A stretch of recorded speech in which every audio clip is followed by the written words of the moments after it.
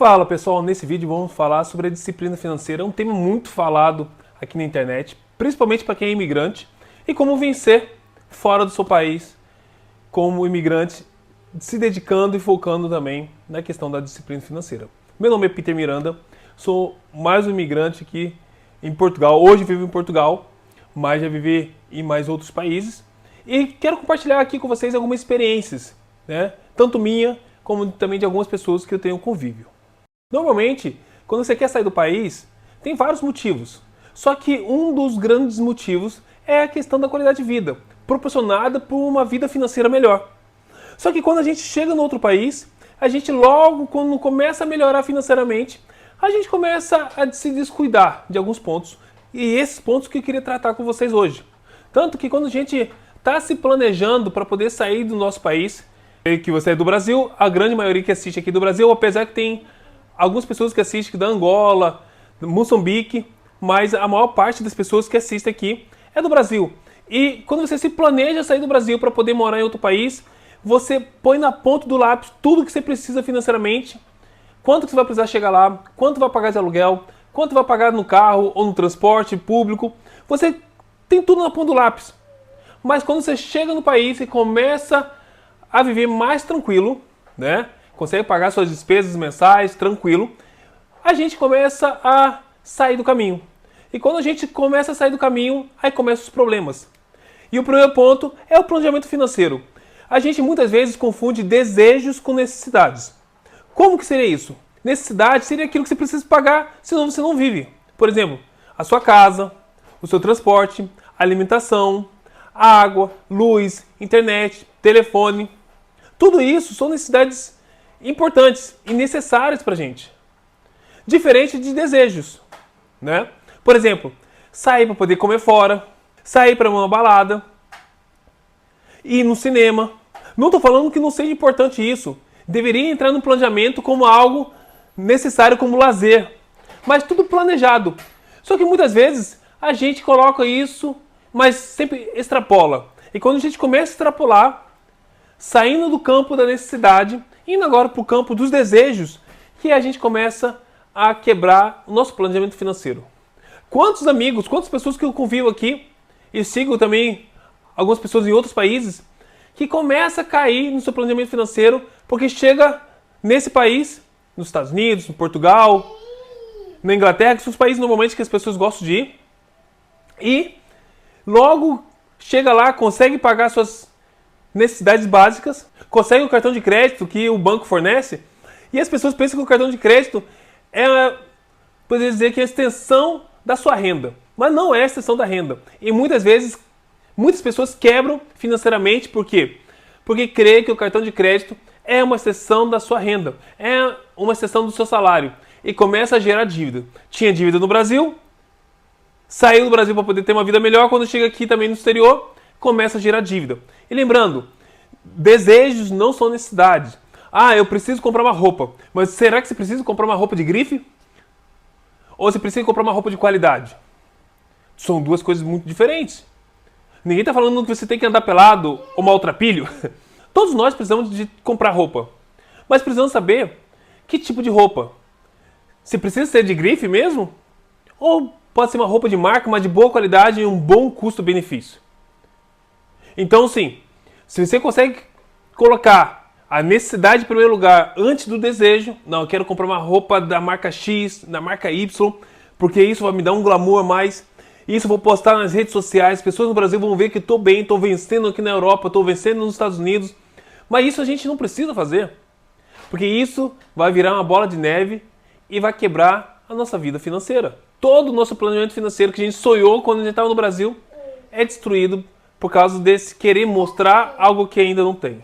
Segunda coisa que eu queria conversar com vocês seria a importância de criar uma reserva financeira. O que seria uma reserva financeira ou uma reserva de emergência?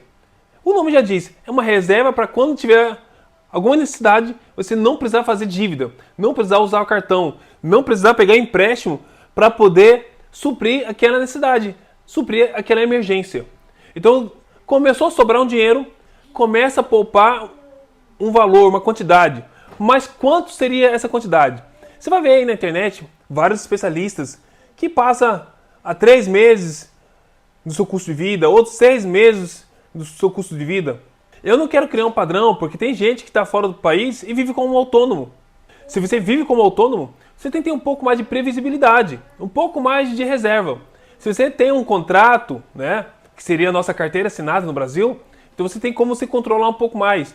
Seria importante você ter pelo menos de 3 a 6 meses na sua reserva de emergência, porque isso vai dar uma tranquilidade para você. E nada melhor você poder acordar todo dia sabendo que você tem uma reserva.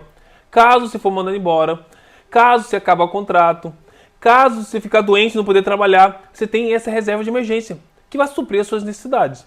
E com o passar do tempo, você pode ir aumentando um pouco mais a sua reserva de emergência, de 6 para 7, 8, 10, 12 meses. E aí você vai conseguir ter uma vida mais tranquila, onde você pode começar a pensar, planejar outras coisas. Por quê? Porque você tem uma reserva que vai suprir você por 6 meses, por 10 meses ou por 12 meses. Terceiro ponto que eu queria estar abordando com vocês aqui, deixa eu pegar minha cola, fala sobre aprender sobre os custos no novo país. Cada país tem o seu custo de vida, cada país tem o seu preço ali. Quando você chega em outro país, necessariamente fora do nosso país, é o Brasil. E pelo menos, vou falar de 2 países que normalmente a maior parte dos brasileiros se encontram, que é Estados Unidos e Portugal. E quando a gente se encontra nesses países, a gente percebe que nosso poder de compra é melhor. Só que não é porque que nosso poder de compra seja melhor que a gente vai começar a gastar. Por exemplo, aqui em Portugal, com 1,5 salário, você consegue comprar um novo iPhone 17 Pro Max. No Brasil, você precisaria de aproximadamente 8 salários mínimos para poder comprar um iPhone 17 Pro Max.